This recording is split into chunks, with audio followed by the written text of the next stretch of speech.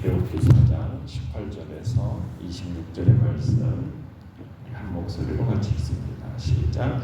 모세가 그의 장인 이드로에게로 돌아가서 그에게 이르되 내가 애굽에 있는 내 형제들에게로 돌아가서 그들이 아직 살아있는지 알아보려 하오니 나로 가게 하소서. 이드로가 모세에게 평안히 가라 하니라. 여호와께서 미디안에서 모세에게 이르시되 애굽으로 돌아가라. 내 목숨을 노리던 자가 다 죽었느니라. 모세가 그의 아내와 아들들을 나귀에 태우고 애굽으로 돌아가는데 모세가 하나님의 지팡이를 손에 잡았더라.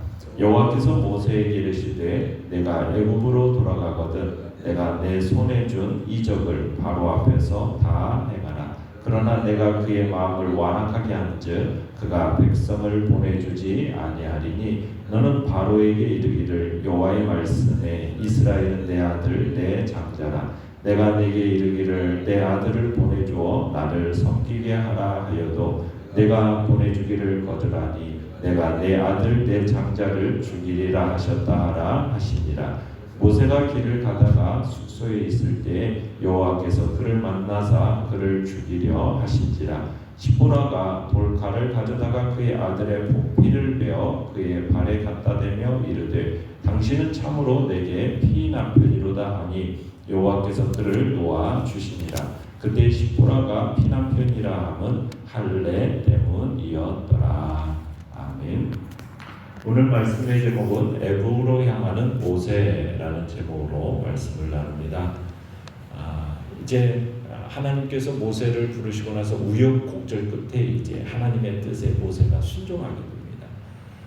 본문 18절을 다시 한번 읽어보겠습니다. 18절 시작. 모세가 그의 장인 이드로에게로 돌아가서 그에게 이르되 내가 애굽에 있는 내 형제들에게로 돌아가서 그들이 아직 살아있는지 알아보려 하오니 나로 가게 하소서. 이드로가 모세에게 평안히 가라 하니라. 자, 장인의 양들을 이끌고 이제 집으로 돌아온 모세가 장인에게 이제 처가를 떠나서 애굽에 있는 친척들을 돌아보겠다 이렇게 말을 합니다. 그러니까 모세가 이제 장인에게 사실을 말하지 않은 이유, 하나님이 나타나셔서 자신을 부르셨다라는 이 사실 말하지 않는 이유는 아마 이 말을 해봤자 이게 비현실적인 일이라고 여겼을 것이고 또 장인인에게 말하면 허락하지 않았을 것 같은 그런 생각이 들었기 때문에 그래서 이제 사위가 왜 애굽으로 떠나려고 하는가 좀 눈치채지 못한 채 이렇게 가겠다 지금 하는 겁니다.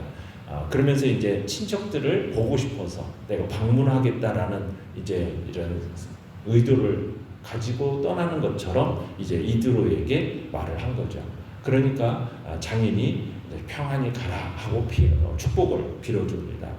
자, 그런데 이제 모세가 막상 애굽으로 떠나려니까 참 발걸음이 쉽게 떨어지지 않았겠죠.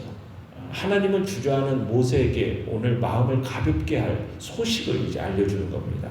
내용과 함께 1번을 보시면 하나님의 소명을 따라서 애굽으로 돌아가는 모세에게 주신 위로와 소명이 무엇입니까? 먼저 19절을 읽어보겠습니다.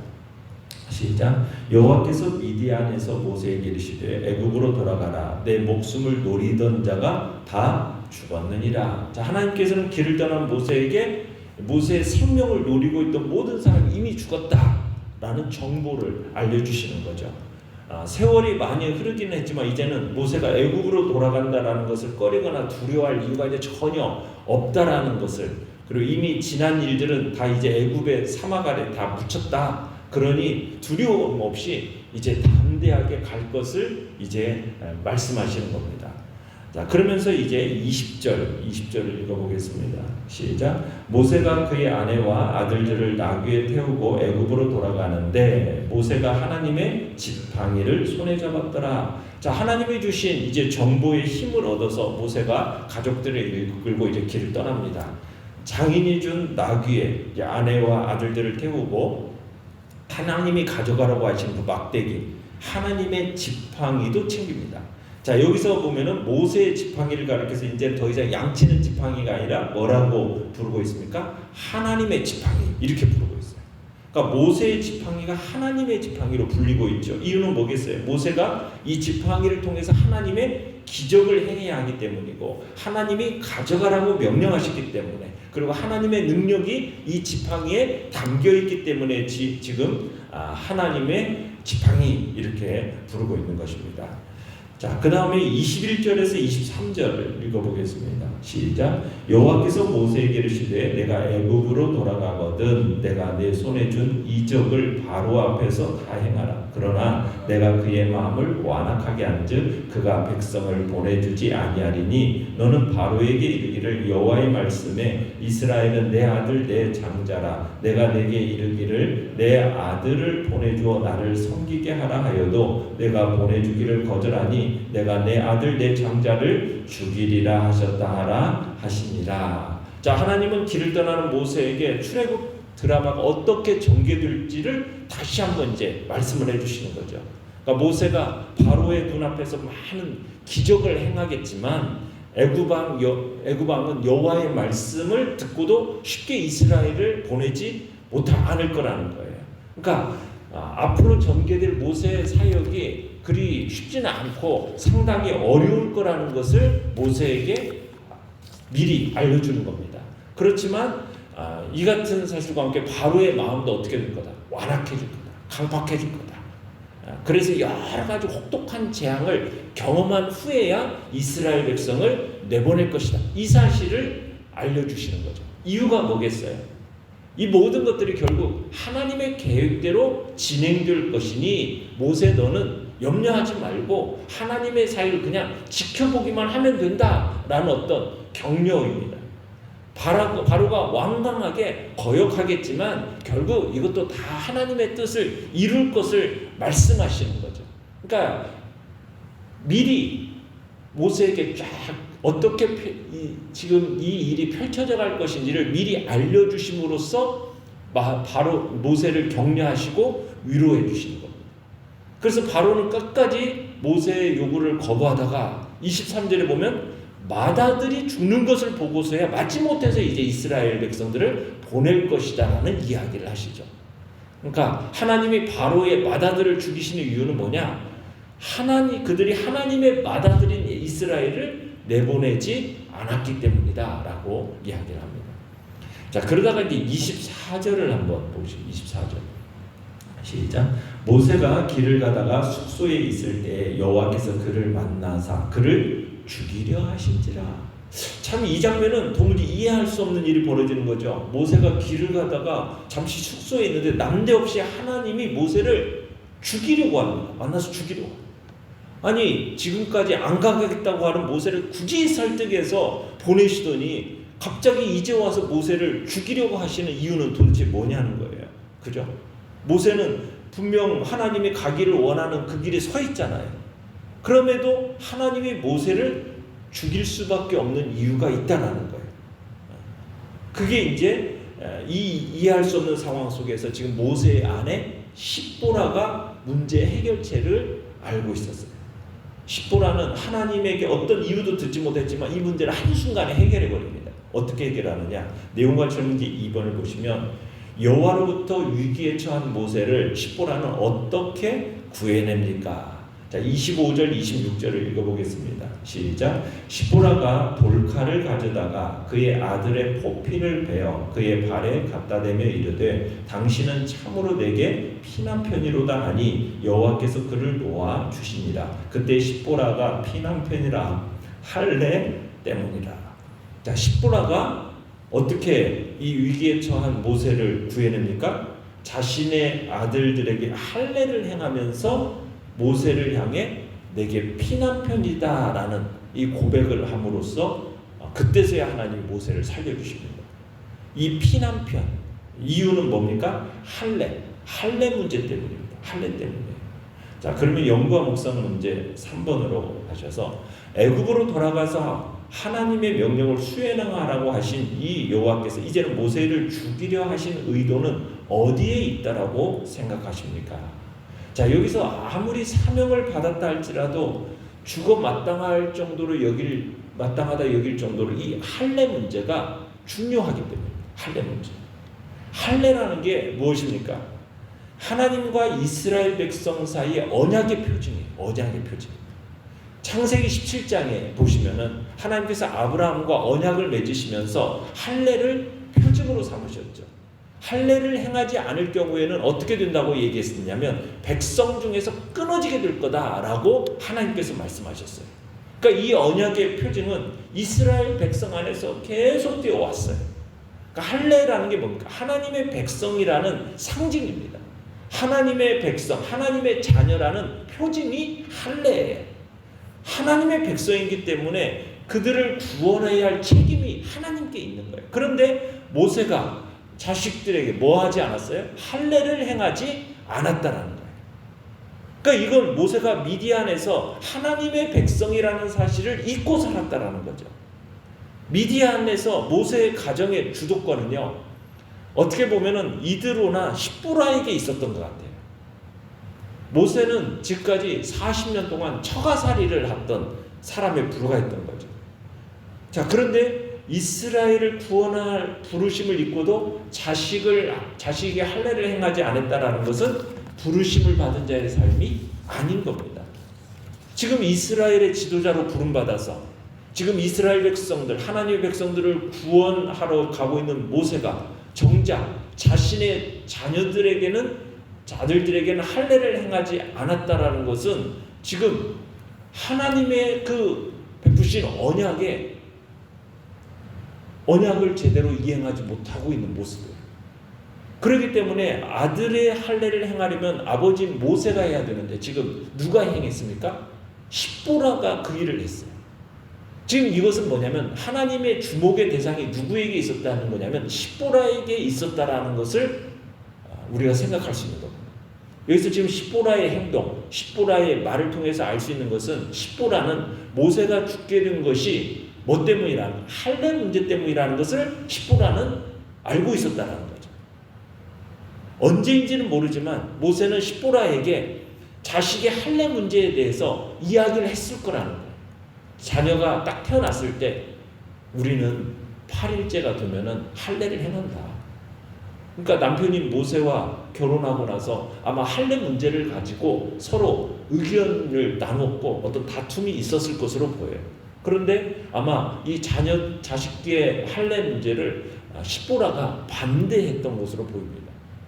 그러니까 십보라가 모세를 하나님의 언약 백성으로 인정하지 않았기 때문에 이제 이 할례 문제가 되지 않았고 40년 부부로 살면서도 이것을 따르지 않았다는 것을 볼 때 이 가정의 주도권은 누구에게 있었느냐? 모세가 아니라 십보라와 그의 집에 있었다라는 것을 우리가 추측할 수 있는 거죠.